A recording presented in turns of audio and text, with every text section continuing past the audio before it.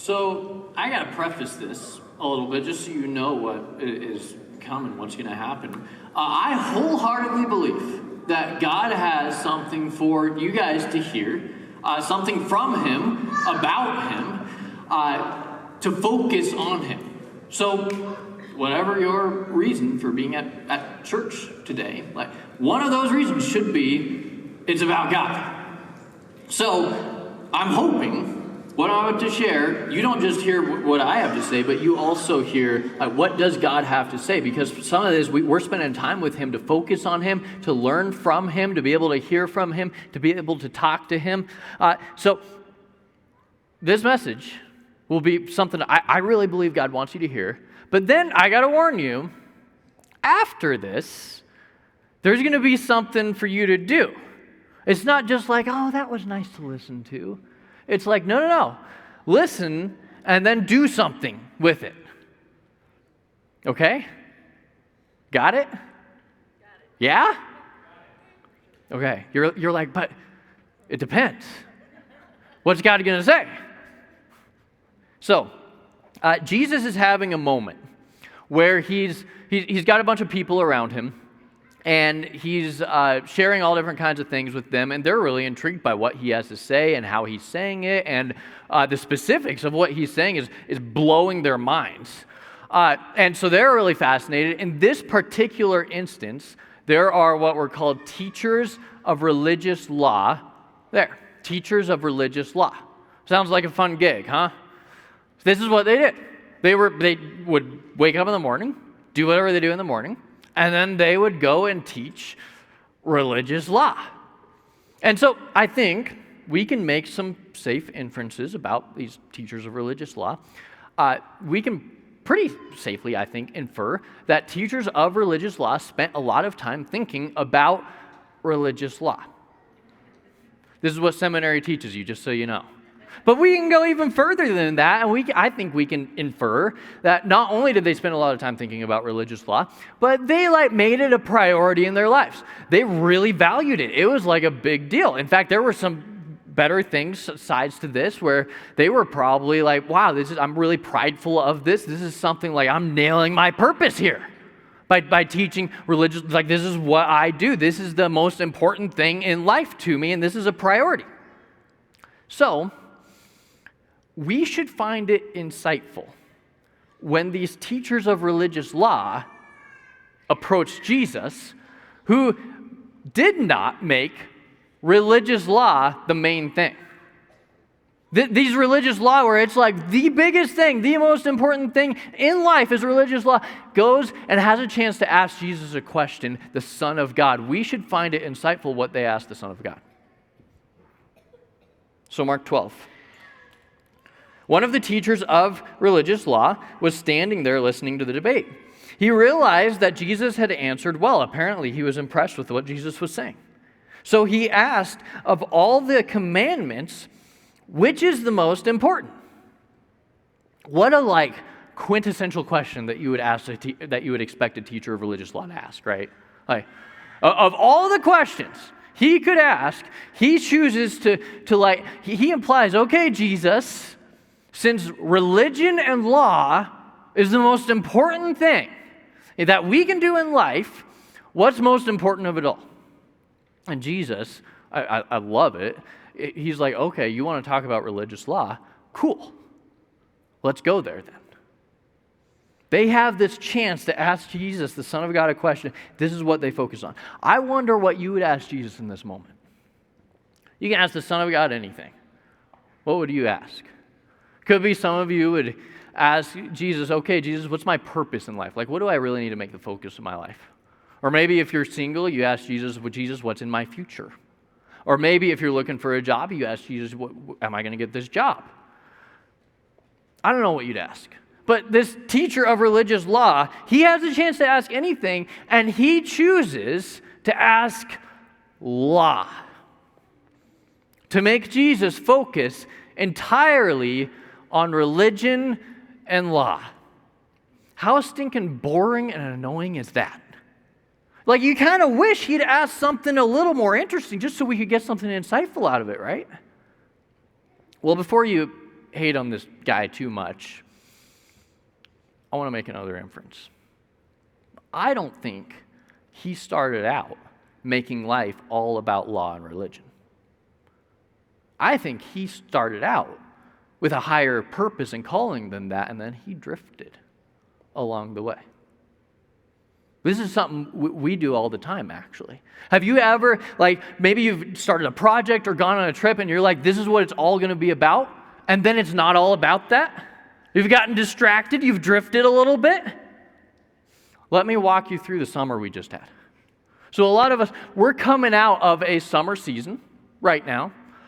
Some of you, you're really excited because the weather's actually a little bit cooler. It's really nice. Some of you, you're crying. School just started. It's really disappointing. Winter's around the corner now, which is horrifying, really, in Casper, right?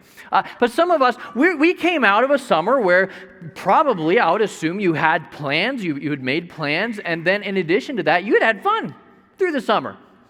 Could be some of you, you played baseball through the summer.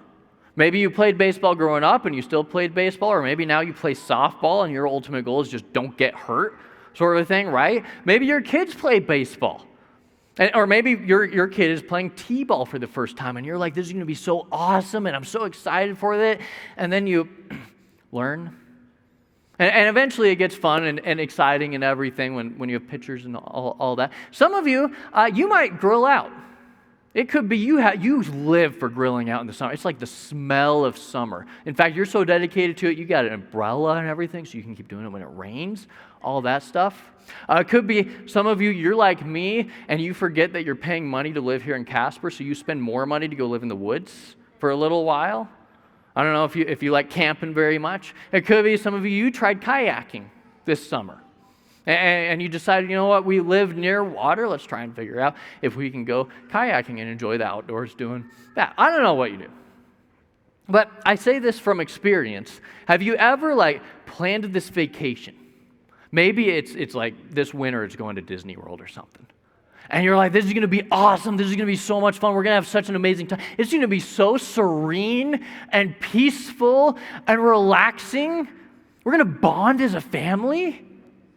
And then before you even hit Douglas, you're driving out and you're already fighting as a family in the car. You're like, we're turning this car around. This is not happening anymore.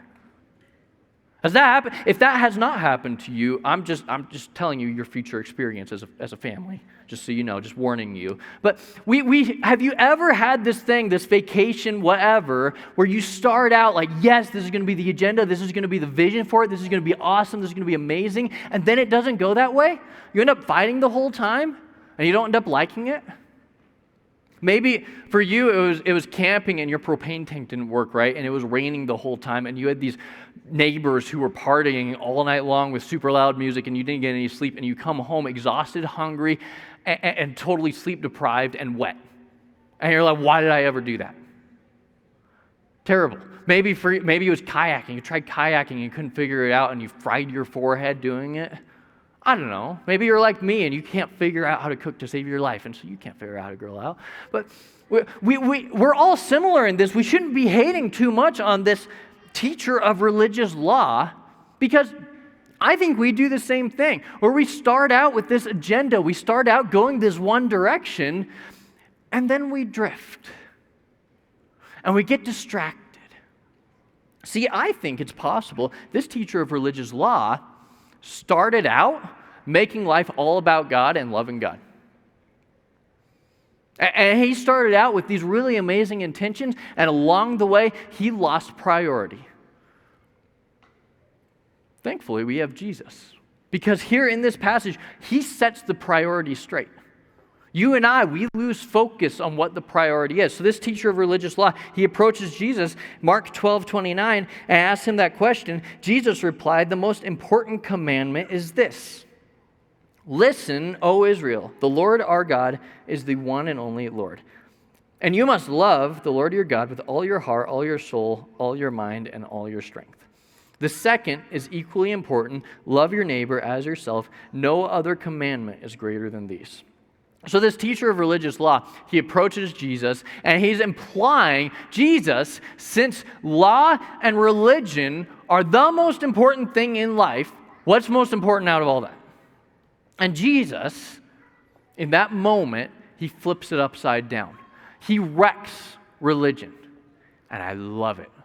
Here's what Jesus said. Jesus said relationships are more important than religion. That's what he just said right there.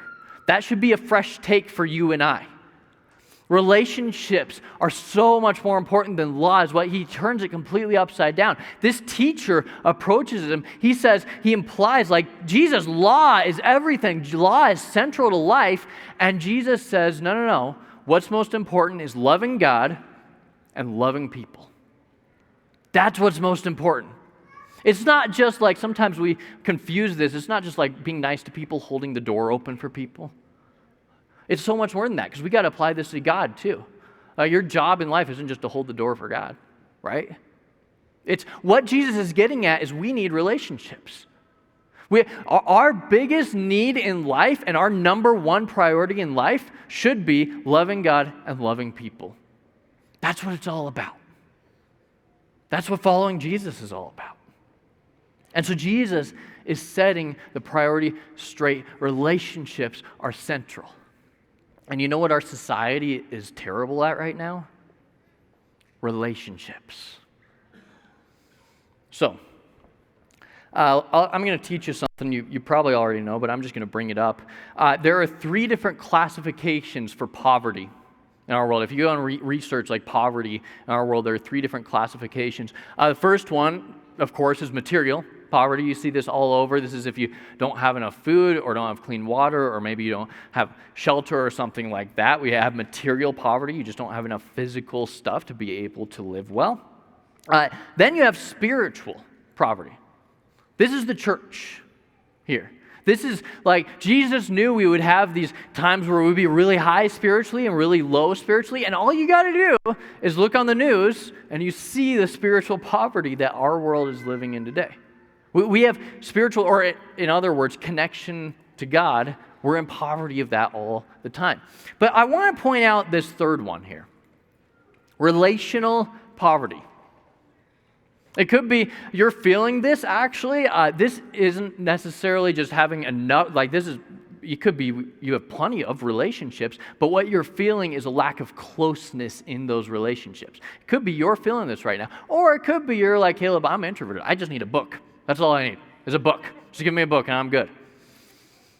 And that's not true. We're all designed, crafted by the Creator to need relationships. Every single one of us. That's how He designed us. If you take this like relational needs talk that I'm doing and apply it to our core needs, it's actually really fascinating. Dr.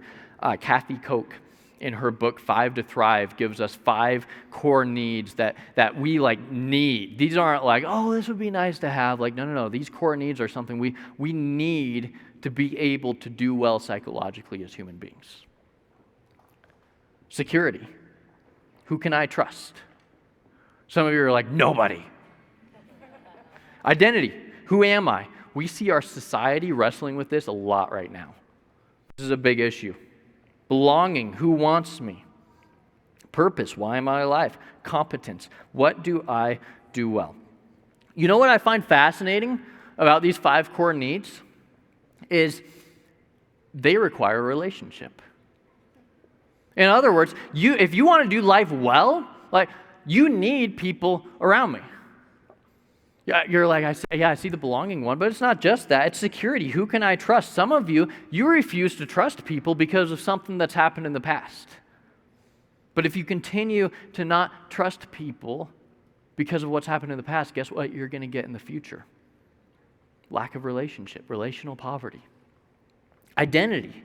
Who am I? Who are we allowing to tell us who we are? There's so many of us who are living in relational poverty because we allow the wrong people to speak into our lives about who we are instead of letting God speak that. Belonging, who wants me? It requires relationship. Jesus says this over and over and over again. Love God, love people, be in relationship, and then He shows it over and over and over and over again. There's this old terminology, you've probably heard it. It takes a village to raise a child. It takes a village. I believe it takes a village to do life well. I don't think it's just in relation to raising a kid. I really think it's essential. Now, you may not know what a village is. You're like, is village like the phase before town or city? Like, is Casper a village? Casper seems a little too big to be. Maybe it's Douglas. Maybe Douglas seems like the village.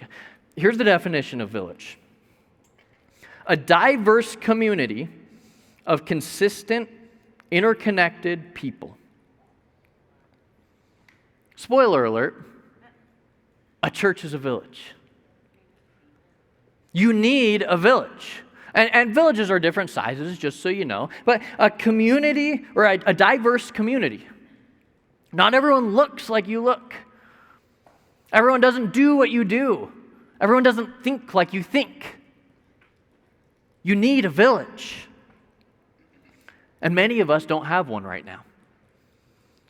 Many of us don't have that kind of community. We're still trying to do relationships like we did back in 3rd grade. It's like when you go out to recess and you want to swing on the swing, and so you make a best friend, the person next to you, and you're like, what do you like about each other? Nothing, we're just swinging, so we're best friends now. Recess was village making, right? And we're missing out on it, and some of us, to the point, have decided, be careful with this, we don't need a village. We're being called now the loneliest generation ever. The loneliest generation ever. That's us. Yay, us. So let's do something about it. How about we work to fix that? Let me prove some stuff to you. Here's why we need a village. First off, we need pushed and challenged. This is why you need a sermon that isn't politically correct, or a pastor that will regularly offend you, right?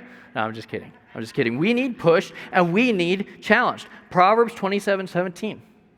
You've probably heard this before. You may not have realized this is in the Bible. As iron sharpens iron, so a friend sharpens a friend. Each one of us, we have blind spots. We have ruts that we get into. You do, I do too. And so we need people to push and challenge us to get us out of those ruts and to help us realize what our blind spots are. Otherwise, we're just caught in this cycle. We need people. This is why, if you're into sports at all, like the best teams have coaches. If you're not into sports, forgive me, you can just ignore this part. But if you're into sports, like the best teams have coaches, and it's not because the coach is like, okay, professionals, here's how you dribble a basketball, or here's how you throw a football. Like, no, they don't. They're pros. They don't need that. But they need someone who's willing to push them and challenge them to extract this just extra few percentages of potential out of them. We all need pushed and challenged. Otherwise, we aren't going to live to the potential that God has for our lives. Scientists know this. Navy SEALs know this, actually. In fact, you can research this on your own. You ought to. But we need people in our lives who are willing to coach us and challenge us. Otherwise, we don't actually live into our potential. It's just a human reality. So, we need pushed and challenged. If it helps at all, I'll tell you a little bit about my life. One thing that I really have no clue how to do is be a pastor. I know I went to school for it and all that, but some of you went to college and you know exactly what I'm talking about here, right? So what I do is I surround myself with all different kinds of coaches for all different kinds of areas of life, not just leading a church, not just pastoring, but even beyond that. Once a year, I will go and get together with another small group of pastors, and we meet with a church leader who has led for longer than us and has led larger groups than we have, and we bring just loads and loads of questions to this pastor. We all bring these questions. If someone doesn't bring a question, they don't get invited back the next time. So we bring tons of questions to them, and then we shut up, and we learn, and we grow, and we let him push us and challenge us so that I can be a better pastor to you guys. I don't have this just in ministry. I have this even in other areas of life. We all need to surround ourselves with people who are intentionally learning from. I need pushed and challenged. So do you. Okay, let's go nicer. We need encouraged and reminded. Oh, how sweet. Yes, you do. Romans 1:12. When we get together, I want to encourage you in your faith. That makes sense for someone who wrote part of the Bible, right? But then listen to this. But I also want to be encouraged by yours. In other words, it doesn't matter whether you're teaching or learning, you all need encouragement. It doesn't matter who you are. You need a village to get the encouragement that your soul currently needs and craves. And can we just say that our world isn't very good at doing that right now? It doesn't have it down well. 1 Thessalonians. So encourage each other and build each other up, just as you are currently doing, just as you are already doing. This is just one example of how the church became known for how well they encouraged each other. It was like their reputation of, wow, this church is so good at encouraging and lifting other people up. And some of you, like, this is your first time joining us. We're a new church. We just launched recently, crazy exciting. Some of the vision of this church is, could we have a unique expression in the community from any other kind of a church? And I think this is one way we could do that. Where could we become known in Casper for how encouraging of a church we become? For how much we lift not just one another up, but also people in Casper? I think we could. And I think it would open the door for God's transforming work through each one of us. We need picked up and protected. Again, could we get really good at this? Ecclesiastes 4. 2 people are better off than one, for they can help each other succeed. If one person falls, the other can reach out and help. But someone who falls alone is in real trouble. We all have these stories of moments that we've fallen, right? Not literally on your face, but this moment, and then everyone abandoned you. Likewise, 2 people lying close together can keep each other warm. That's probably for people like me who like to go camping. That one is. But how can one be warm alone? A person standing alone can be attacked and defeated, but 2 can stand back to back, and I love this word, and conquer. 3 are even better, for a triple braided cord is not easily broken. Again, church, what if we got really good at this? What if someone fell, what if instead of pointing at them and saying, hey, look at that person, or did you hear about such and such, what if we surround them and pick them up and protect them and help them because we know that the devil is the ultimate responsible one? Let's keep going. We need other people's talents and gifts. Romans 12. In His grace, God has given us different gifts for doing certain things well. Or in other words, we aren't all good at everything. Quit trying to be good at everything. I'm not good at everything. You aren't good at everything. We need other people for that. So if God has given you the ability to prophesy, speak out with as much faith as God has given you. If your gift is serving others, serve them well. If you're a teacher, teach well. If your gift is to encourage others, be encouraging. If it is giving, give generously. If God has given you leadership ability, take the responsibility seriously. And if you have a gift for showing kindness to others, do it gladly. Other portions of the Bible talk about how the church is a body and how you need every part of the body to be able to function. In other words, I bring something to the table that you don't, and you bring something to the table that I don't. You need a village. And if you want to live into God's full potential for your life, God designed it for you to need other people around you to bring out that potential. So class, let's review.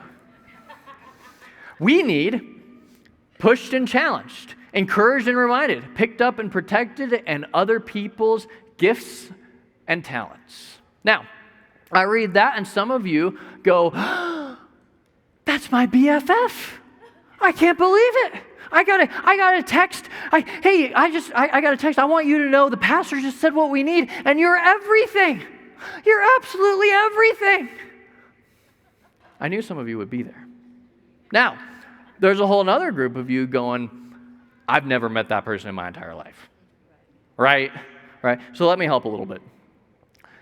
One person was never designed to meet all these needs. We weren't designed like that. Instead, the way it was meant to be is for us to get involved in a village. And all of these things are included in that village. Rather than trying to find like the most perfect, epic person who does everything perfect always without making any mistakes, we're supposed to surround ourselves with all different kinds of people, family or not, that this is included with. Let's walk that out a bit more practically. For those of you who are married here today, listen real close. Your spouse is not designed to meet every single one of these needs every single day. That's not the purpose of that. If you're a parent, you are not supposed to be all of these for your kids every single day for the rest of your life. Instead, we got to get involved in a village. We've got to literally find our people.